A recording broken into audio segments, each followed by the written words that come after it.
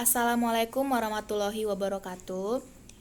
Kami ingin mempresentasikan proposal PKM PSH yang dengan judul penanaman tiang Telkom di tanah milik pribadi tanpa persetujuan pemilik tanah di Kota Semarang. Sebelum kami mempresentasikannya, alangkah baiknya kami memperkenalkan diri kami. Ketuanya yang bernama Stefanus Antonio Gunawan dengan NIM 81141925 angkatan 2019 yang beranggotakan 2 orang, saya sendiri Rotua Oktaviani Saragi NIM 8114171106 angkatan 2017. Anggota yang kedua bernama Jessica Christine Hutapea NIM 8114180066 angkatan 2018.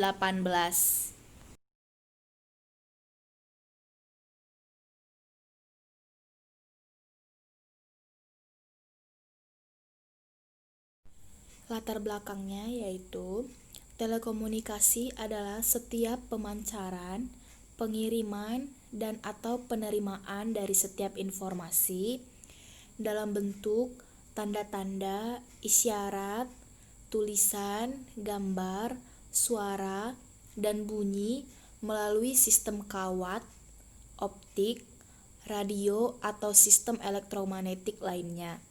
Tiang Telkom sendiri merupakan salah satu sarana dan prasarana telekomunikasi. Kemudian rumusan masalah yang dapat diambil. Yang pertama, bagaimana dampak yang diterima oleh pemilik tanah dan PT Telkom Indonesia di Kota Semarang.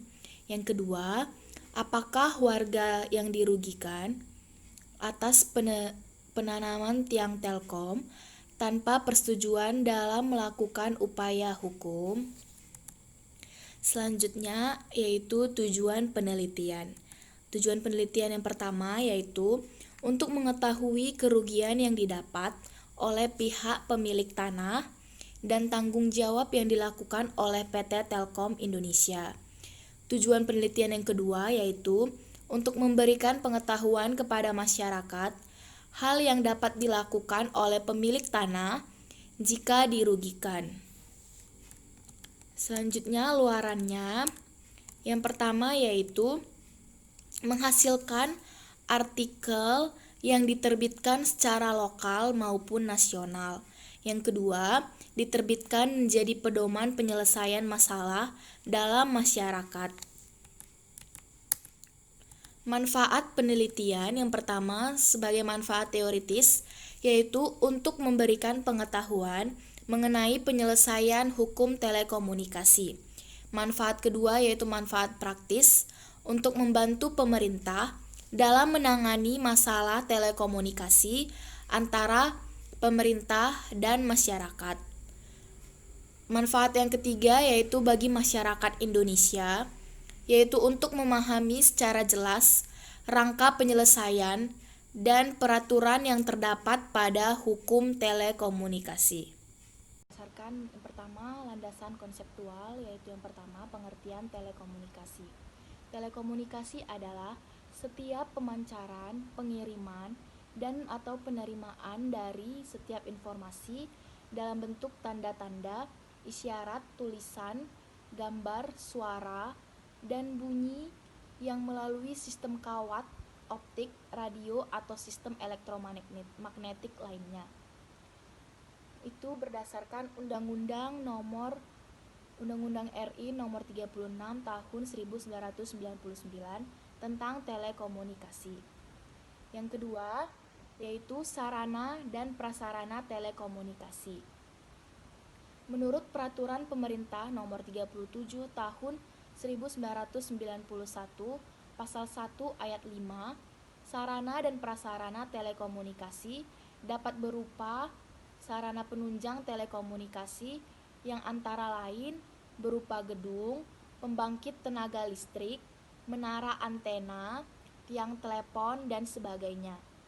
Tiang telekomunikasi merupakan salah satu prasarana telekomunikasi.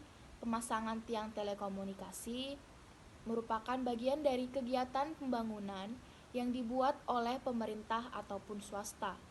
Pembangunan ini sering dilakukan di lahan publik seperti jalan maupun di lahan perseorangan seperti pekarangan rumah tanpa izin pemilik tanah yang berhak.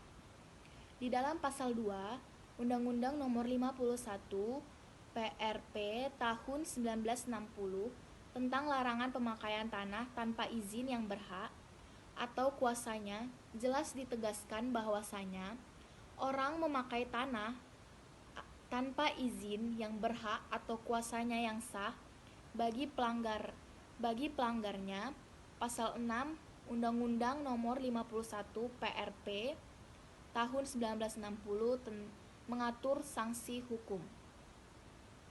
Adapun tindakan yang dapat dipidana sesuai dengan pasal 6 Undang-Undang Nomor 51 PRP 1960 yaitu yang pertama, barang siapa yang memakai tanah tanpa izin yang berhak atau kuasanya yang sah.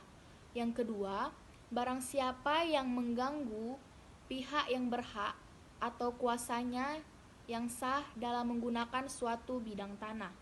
Yang ketiga, barang siapa menyuruh, mengajak, membujuk atau menganjurkan dengan lisan maupun tulisan untuk memakai tanah tanpa izin dari yang berhak atau kuasanya secara sah. Yang keempat, barang siapa memberi bantuan dengan cara apapun untuk memakai tanah tanpa izin dari yang berhak atau kuasanya yang sah atau mengganggu pihak yang berhak atau kuasanya dengan Yang kedua, landasan teoritis.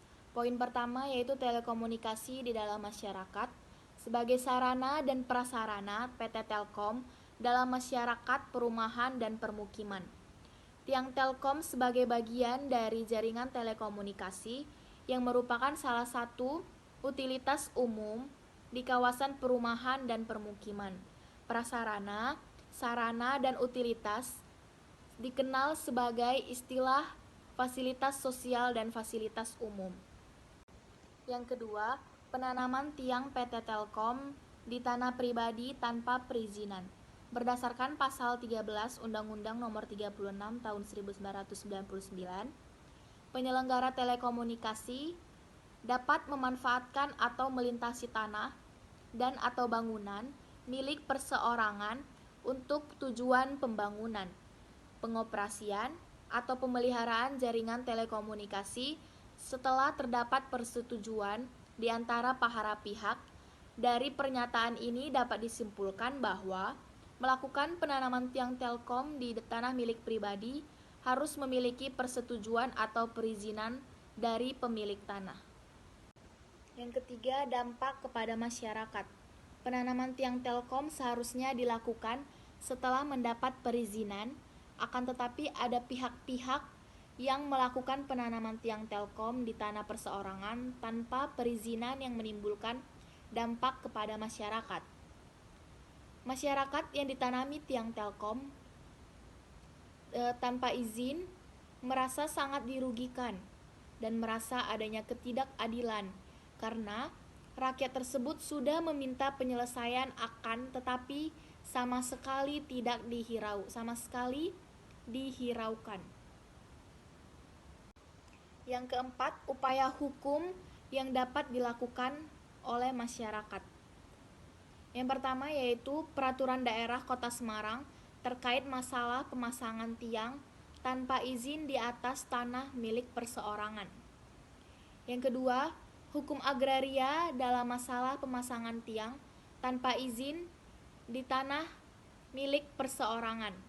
Yang ketiga, penyelesaian hukum dalam masalah pemasangan tiang tanpa izin di atas tanah milik perseorangan.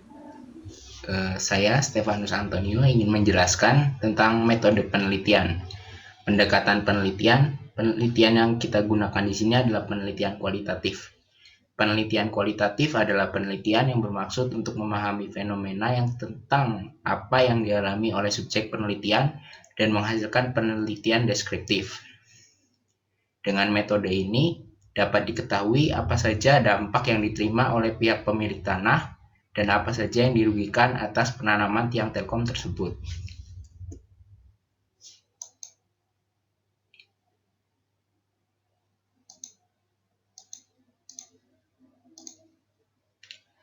Jenis penelitian. Penelitian ini menggunakan jenis penelitian yuridis empiris. Metode penelitian yuridis empiris berfungsi untuk melihat hukum dalam artian nyata dan meneliti bagaimana bekerjanya hukum di lingkungan masyarakat. Dikarenakan dalam penelitian ini meneliti orang dalam hubungan hidup di masyarakat, maka metode penelitian empiris dapat dikatakan sebagai penelitian hukum sosiologis. Sumber dan jenis data. Data primer yang diperoleh langsung dari objek yang diteliti atau dari sumber utama. Dalam hal ini, yang diobservasi adalah objek penelitiannya, yaitu dampak yang diterima oleh pihak pemilik tanah dengan subjek penanaman tiang Telkom di tanah milik pribadi dan serta melakukan wawancara terhadap warga yang dirugikan. PT Telkom Indonesia dan pemilik tanah. Data sekunder dalam penelitian hukum sumber data dan sekunder berasal dari beberapa bahan hukum yang relevan. Khususnya data sekunder mencakup bahan hukum primer yang terdiri dari peraturan perundang-undangan dan bahan hukum sekunder yang terdiri dari buku-buku, literatur, maupun hasil penulisan-penulisan atau pendapat pakar hukum dan bahan hukum tertulis lainnya yang berhubungan dengan permasalahan penelitian. Lalu lokasi dan waktu penelitian. Lokasi yang menjadi objek penelitian ini adalah Kota Semarang. Alasan penelitian memilih Kota Semarang adalah Kota Semarang sedang dilakukan penanaman tiang Telkom di tanah milik pribadi tanpa adanya persetujuan pemilik tanah tersebut. Waktu penelitian yang dilakukan yaitu 2 bulan. Analisis data. Data yang diperoleh dalam penelitian ini akan dianalisis menggunakan teknik analisis data kualitatif. Pada umumnya, hasil wawancara akan dicatat dan kemudian diberi tanda agar sumber data nantinya masih tetap dapat ditelusuri. Data-data tersebut kemudian dikumpulkan, dipilah, dan dikategorisasikan. Kemudian data tersebut diinterpretasikan setelah pola dan hubungan antar variabel ditemukan. Tujuan analisis data ini adalah untuk membuat temuan-temuan umum berupa teori yang berkaitan dengan dampak yang diterima oleh pihak pemilik tanah.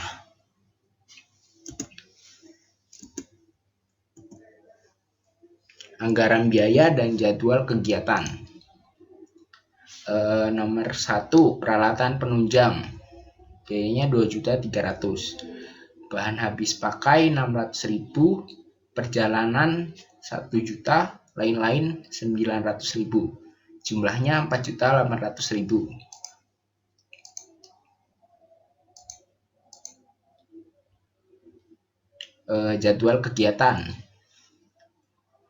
Di bulan pertama kita akan mengadakan survei lapangan, perizinan penelitian, dan persiapan perlengkapan dan perangkat program. Pada bulan kedua, observasi di Kota Semarang, wawancara terhadap informan dan responden. Lalu pada bulan ketiga, kita akan melakukan dokumentasi data, pencarian alternatif data, dan pada bulan keempat, kita akan melakukan pengolahan data. Dan pada bulan terakhir, kita akan melakukan penyusunan hasil penelitian dan laporan akhir penelitian. Sekian dari saya.